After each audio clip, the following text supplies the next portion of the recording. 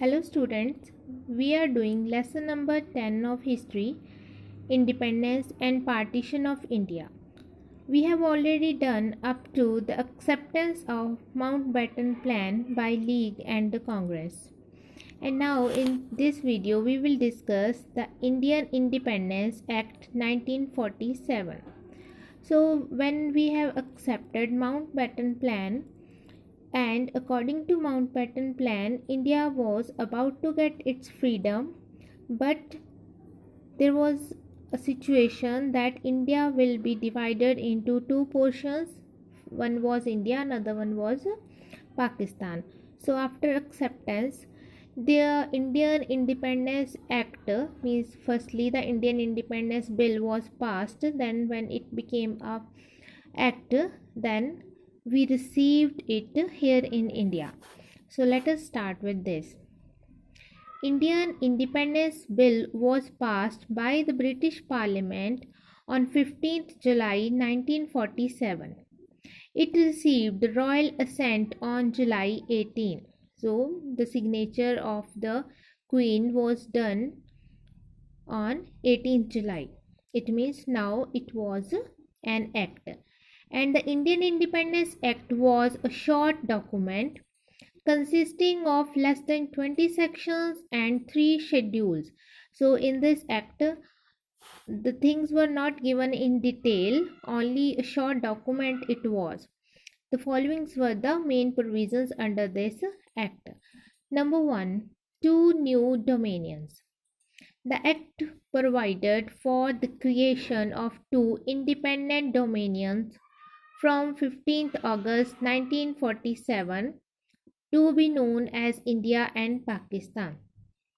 So according to this act, the first provision was the division of India into 2 dominions, and Pakistan was to comprise East Bengal, West Punjab, Sindh, Balochistan, Northwest Frontier provinces, and the districts of Sialhat in Assam. So these areas were mentioned for the Pakistan.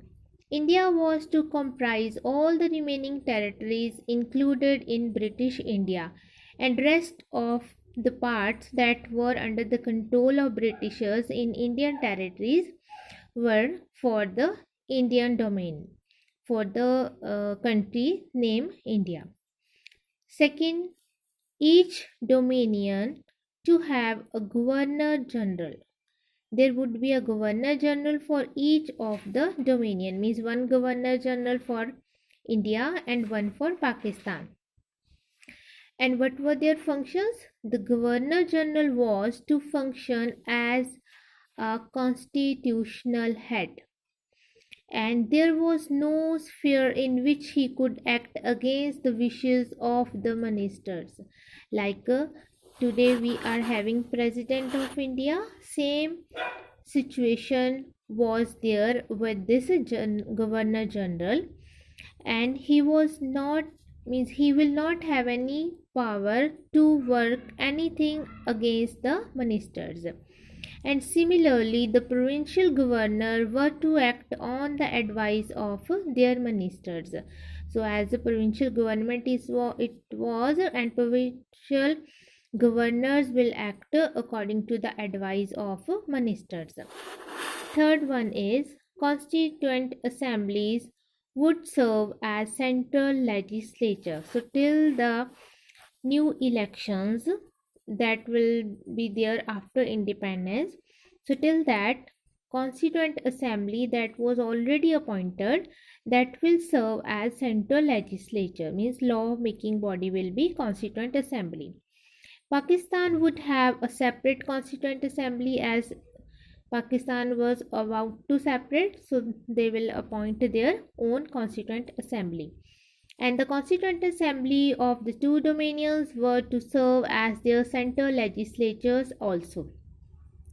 They were to act as sovereign bodies. Sovereign bodies means free from the control of any other, for the purpose of making the constitution as well as the laws for the dominions.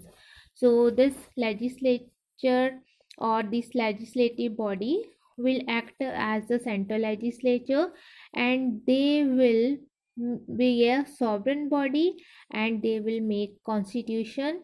One that is for India, it will make constitution for India, and another that is for Pakistan, that will make constitution for Pakistan. Then fourth is the princely states. These would become independent. So as India and Pakistan was there, and rest of those areas where some kind of rulers were ruling under the control of Britishers, those princely states, according to this act, would become independent. And all powers and authority that is exercisable by His Majesty in relation to the princely states were terminated. As in our previous lecture, we discussed that all the treaties were abolished that were done with these princely states and the British government. So, same is here. Then the states thus became independent. So, now these princely states will be free, they will be independent. However, arrangements concerning customs, transit, and communication were to continue until they were denounced by the state or the two dominions. So, everything will, when we are talking about the customs, and the communications, whatever was going on in their society, they will be same till the time when it will not be accepted or criticized by the states or the two dominions. For example, if any particular princely state will join India, so they will do according to their own, but till the time when India will not put an objection. Similarly, those who will go with Pakistan, they will also follow the same rules. Then fifth one is the abolition of the office of Secretary of State. The office of the Secretary of State for India was to be abolished. So this Secretary of State was to inform each and everything to the British Crown. So that will be abolished now. Then division of the Indian Army and sharing of assets. Provisions was made for the division of Indian Army and the sharing of assets and liabilities.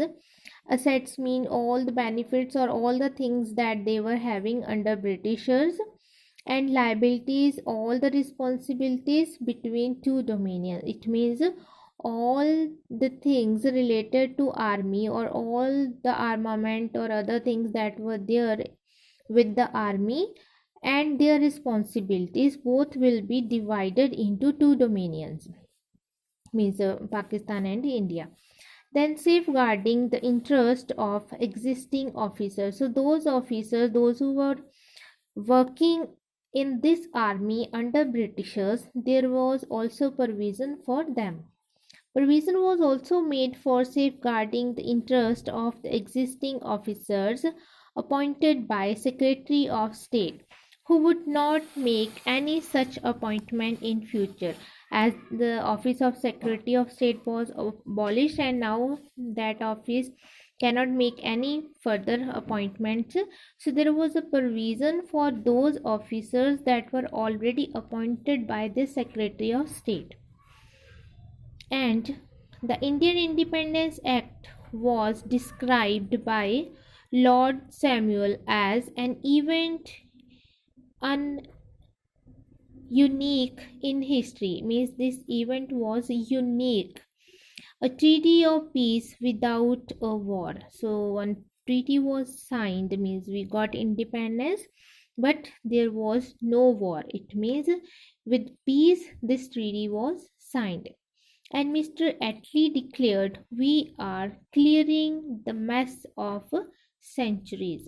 So he declared that we are clearing the mess of centuries, means from 100 of years that the bad things were going on, or we can say the system that was under their control, maybe some kind of mismanagements were there and revolts were there, and we were not ready, means Indians were not ready to be controlled by others, but they were controlling us. So that kind of mess, that kind of things were they are clearing. So with this, this topic is over. So in this topic we just get that when we accepted the Mountbatten plan and the division of India into two portions, then this Indian Independent Act was passed in 1947. And according to this act, now when we will got independence, there will be two Romanians, one is India, another one Pakistan, and areas were divided in between these two. Then afterward there was a provision of governor generals who will work as the constitutional head. Then constitutional assemblies that were already appointed, they will work as the central legislature till the next elections. Then princely states, they will also be independent and they can go with their own customs, and if they want to join any particular domain they can join. Then Secretary of State's office was abolished, and Indian army was divided, and all the things related to that army was also divided between India and Pakistan, and their responsibility also. And those officers that were appointed by the Secretary of State, there was a provision for their safeguarding, to safeguard their interest. And finally, this Indian Independence Act come with the independence of India. So with this, our chapter is over. Rest of the topics are not in our syllabus, but just have a look, so that if anything could be there, you can give answer of that. So till the time, watch this video, try to understand the topics. If any doubt is there, you can message me, and afterwards try to solve the question answers also. Thank you.